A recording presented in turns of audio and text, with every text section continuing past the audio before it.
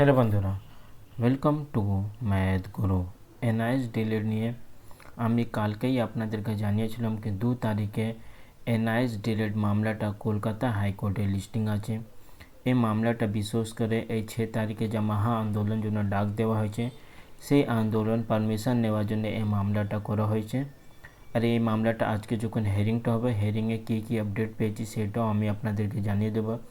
কিন্তু একটা যে আপডেট আমি পাচ্ছি সেটা অনেক দুর্ভাগ্যপূর্ণ আছে, যেটা আমি আপনাদেরকে জানাতে চাইছি। 3 দিন 4 থেকে কন্টিনিউ আপনারাও নানা রকম সোশ্যাল মিডিয়া হোক, ফেসবুক, ইউটিউব, সেটা আপনারা জানতেই পেরেছেন কি এনআইএস ডিলেটের ক্যান্ডিডেটদেরকে ইন্টারভিউতে বসতে দিচ্ছে না। ডকুমেন্ট ভেরিফিকেশন সময় সমস্ত এনআইএস ডিলেট ক্যান্ডিডেট ওরা এটা জিজ্ঞেস করছে না কি আপনাদের পাশে এনওসি আছে, আপনার কোন বছরের টেট। এনআইএস ডিলেট সার্টিফিকেটটা দেখলেই ওরা ডকুমেন্ট ভেরিফিকেশন থেকে এনআইএস ডিলেটদেরকে বাদ দিয়ে দিচ্ছে। তারপরেই আপনাদেরকে জানানো হয়েছিল কি গভর্নমেন্ট উপরে একটু চাপ দিয়ে এনআইএস ডিলের বিরুদ্ধে এনআইএস ডিলেটদেরকে কী করে ডকুমেন্ট প্রসেস থেকে বাদ দেওয়া যাবে সে নিয়ে যা একটা চক্রান্ত হচ্ছে, গভর্নমেন্টের উপরে একটু চাপ দিয়ে তার সাথে সাথে হাইকোর্টে লড়াই লড়তে হবে। কিন্তু 2-3 দিন থেকে কন্টিনিউ আপনাদেরকে জানানো হচ্ছে কি 6 তারিখে এনআইএস ডিলেটে মহা আন্দোলন ডাক দেওয়া হয়েছে। কিন্তু এই 2-3 দিন মধ্যে ম্যাক্সিমাম আমি যা আপডেট পেয়েছি মাত্র 30 জন যারা বলেছি কি আমি এই আন্দোলনে যাব। এর মানেটা হলো কি যারা অ্যাডমিন আছে, যারা এই কেসটাকে লিড করছে, ওরা হাইকোর্ট থেকে আপনাদের পুলিশ পারমিশন নেওয়া হোক, পুলিশ স্টেশনে ঘুরে বেড়াচ্ছে, হাইকোর্ট বারবার ওরা যাচ্ছে পারমিশন নেওয়ার জন্য। আর আলাদা আলাদা যা কেস নিয়ে যা একটা প্রিপারেশন হয় 9 তারিখে কেসটাও ওরা প্রিপেয়ার করছে কি কী করে 9 তারিখে কাউন্টারটা করা হবে। আপনাদের যারা নর্মাল এনআইএস ডিলের ওদের একটাই কথা, একটাই রিকোয়েস্ট করানো হয়েছিল কি আপনারা 6 তারিখে এই আন্দোলনে আসুন। এই আজকে যে আপনারা কেস দেখতেন স্ক্রিনে, এই কেস জন্য কাউকে একটাও টাকা নেওয়া হলো না কি আপনারা টাকা দিন, আমরা আন্দোলন পারমিশন নেওয়ার জন্য এই মামলাটা করব। অ্যাডমিন প্যানেল আর আগে যারা অ্যাডমিন ছিল সব মিলিয়ে এই কাজটা করেছে। ওদের একটাই ইন্টেনশন ছিল কি কোনোভাবে মানুষরা 6 তারিখে যারা আসবে ওদের কোনো প্রবলেমটা না হোক, পুলিশ হোক না হলে আলাদা আলাদা যায় একটা আন্দোলনটাকে শেষ করানোর জন্য যে একটা কাজ করা হয় সেই কাজটা কেউ না করতে পারে, তাই জন্য পুলিশ থেকে পারমিশন নেওয়া হয়েছে, তারপরে হাইকোর্ট থেকে এই পারমিশন নেওয়া হচ্ছে। কিন্তু 30 জন, 40 জন, 50 জন গেলে কি মহা আন্দোলন হয়ে যাবে? 30 জন 50 জন গেলে কি গভর্নমেন্ট অনেক চাপে চলে আসবে এই আন্দোলনটা দেখে? কারণ এনআইএস ডিলেট ক্যান্ডিডেট যারা অ্যাডমিন আছে ওদের তো ইন্টেনশন ছিল কি মিনিমাম 5 to 10,000 এই আন্দোলনে মানুষরা যোগ দেবে। যারা টেট পাস করিনি ওদেরকে আমি বাদ দিচ্ছি, কিন্তু অ্যাটলিস্ট 8 to 10,000 এমনি ক্যান্ডিডেট আছে যারা ডব্লিউবি টেট পাস করেই বসে আছে আর যারা এনআইএস থেকে ডিএলএড করেছে। তারা কি সত্যি ওরা ভাবছে কি 30 জন 50 জনে যদি আন্দোলনে গেলেও এই আন্দোলনটা সাকসেসফুল হয়ে যাবে?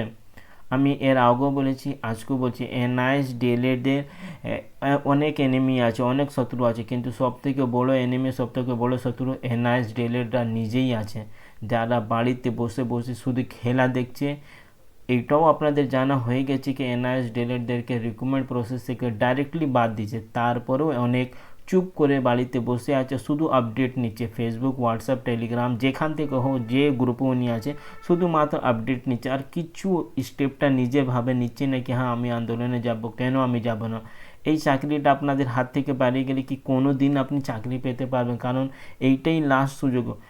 অনেক অ্যাডমিনরাও আপনাদেরকে বুঝিয়েছে কি যদি এই মামলাটা 9 তারিখে যে হেয়ারিং কোনো নেগেটিভ জাজমেন্টটা চলে আসলে এনআইএস ডিলেটরা কোনো দিনই রিক্রুটমেন্ট প্রসেসে বসতে পারবে না। যারা বারবার কমেন্টে বলছে কি দাদা সত্যি এনআইএস ডিলেটদেরকে বাদ দেওয়া হয়েছে, এই নানা রকম যা কেস করা হয়েছে টাকা যা এমনি তো কেস কোর্টে যখন মামলাটা হয় এমনি তো মামলাটা হয় না, ওখানে তো টাকা লাগে, অ্যাডভোকেট হোক কেস ফাইল করানোর জন্য টাকা লাগে, কারোর কাছে কি এত বেশি টাকা যে ফালতু কেস করবে কোর্টে গিয়ে? নিশ্চয়ই এনআইএস ডিলেটদেরকে বাদ দিয়েছে তারপরেই তো এই কেস করানো হয়েছে, তারপরে আপনাদেরকে বুদ্ধিটা কাজ করছে না। এই 2 তারিখে যা 6 তারিখে যে মহা আন্দোলনের জন্য 2 তারিখে পারমিশন নেওয়া হচ্ছে কোর্ট থেকে, কি এমনি নেওয়া হচ্ছে? টাকা লাগছে না? টাকা তো লাগছে, কিন্তু তারপরে তো আপনাদেরকে শুধু একটাই রিকোয়েস্ট করানো হয়েছিল কি আপনারা এই আন্দোলনে আসুন। আন্দোলন যত বড় হবে আমাদের এই মামলাটা পুরোপুরি হাইলাইট হবে, গভর্নমেন্ট একটু চাপে আসবে, কারণ প্রাইমারি বোর্ড হোক গভর্নমেন্ট ওরা ভাবছে কি রেগুলার ডিএলএডরা সংখ্যাটা বেশি আছে, তাই জন্য ওদের আমি জানি না ওদের কথাটা কেন শুনছে, কিন্তু ওরা বারবার আন্দোলন করেছে, ওরা একটা নিজের জায়গাটা ওখানে প্রাইমারি বোর্ড হোক গভর্নমেন্ট সামনে করে রেখেছে।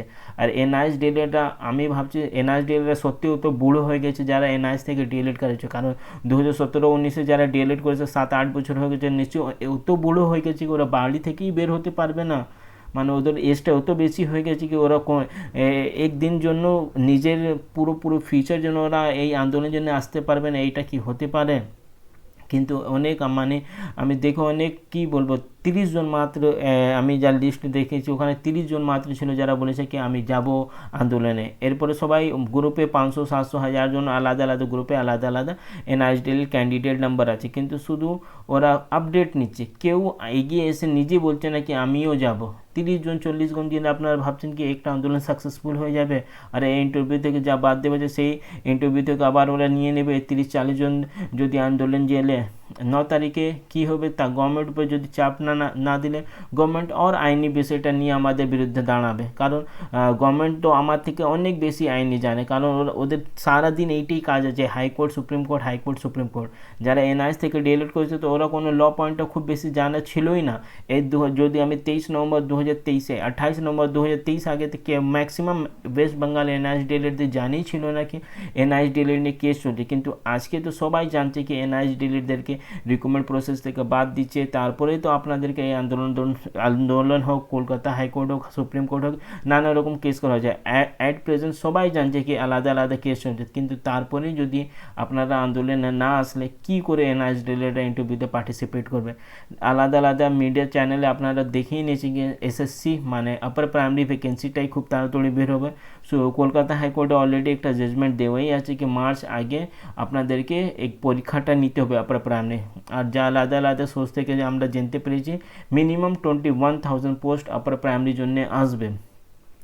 যদি আমরা এই প্রাইমারি রিক্রুটমেন্ট থেকে বাদ গিয়ে চলে যাই তাহলে অটোমেটিকলি সেই আপার প্রাইমারিতে কেউ এনআইএস ডিএলএড বসতেই পারবে না, কারণ একটা ভ্যাকেন্সি তো যখন বাদ দেওয়া হয়েছে, যদি এই ভ্যাকেন্সি আবার আমরা না ঢুকতে পারলে অন্য ভ্যাকেন্সিটা তো কোনো দিনই আমরা ঢুকতে পারবে না। তাহলে বারবার আপনাদেরকে রিকোয়েস্ট করা হচ্ছে এই 6 তারিখে যে আন্দোলনের জন্য ডাক দেওয়া হয়েছে সেখানে আপনারা অংশগ্রহণ করুন। আরেকটা আপডেট, 9 তারিখে যা হেয়ারিং হবে তার জন্য নিশ্চয়ই ফান্ড লাগবে। ফান্ডে অনেক কেউ দিয়েছে, 30-40 জন আমি যা জানতে পেরেছি 30-40 জন অলরেডি ফান্ডিং করেছে, কিন্তু 40-50 হাজার টাকা দিলে এই কেসটা লড়া যাবে না। অনেক বলছে কি মনদীপ কালারাকে নামাতে হবে, তারপরে বিকাশ রঞ্জন ভট্টাচার্য স্যারকে নামাতে হবে।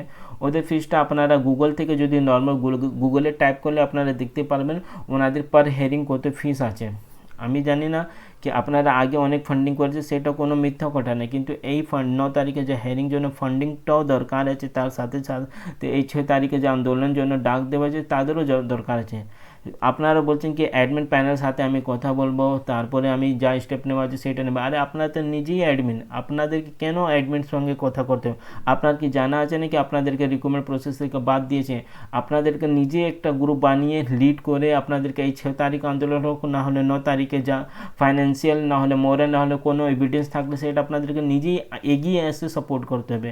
কেন আপনাদেরকে কোনো লিডার দরকার আছে? আপনাদের কি বাচ্চা আছেন 5 ক্লাস 6 ক্লাস বাচ্চাদেরকে একটা হেড স্যার একটা ক্লাস টিচার থাকলে আপনি ওদের পিছিয়ে চলবেন? আপনারা তো নিজে একটা টিচার, অ্যাডমিন আর কোনো লিডার কোনো দরকার নেই আপনাদের। আপনারা তো জানেন এই কোর্সটা কী করে হয়েছে, যখন কোর্স করানো হয়েছিল কোনো শুধু এক্সপিরিয়েন্স সার্টিফিকেট দিয়ে অ্যাডমিশন হয়েছিল, আজকে তারপর 8 বছর পরে এইসব যা ডকুমেন্ট চাওয়া হচ্ছে সেটা কি আপনারা ভাবছেন এটা ভ্যালিড একটা পয়েন্ট আছে? প্রাইমারি বোর্ড হোক না হলে গভর্নমেন্ট হোক, অন্য স্টেটে এক্সপিরিয়েন্স সার্টিফিকেট দেখিয়ে চাকরি পাওয়া যাচ্ছে।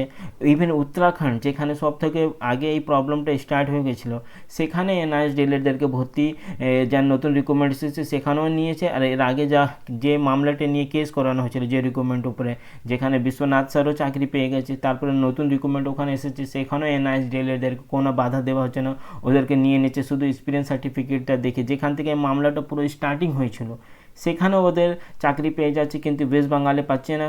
মূল সব থেকে মেন রিজনটা এইটাই হচ্ছে কি এখানে শুধু এনআইএস ডিএলএডরা বাড়িতে বসে বসে খেলা দেখছে।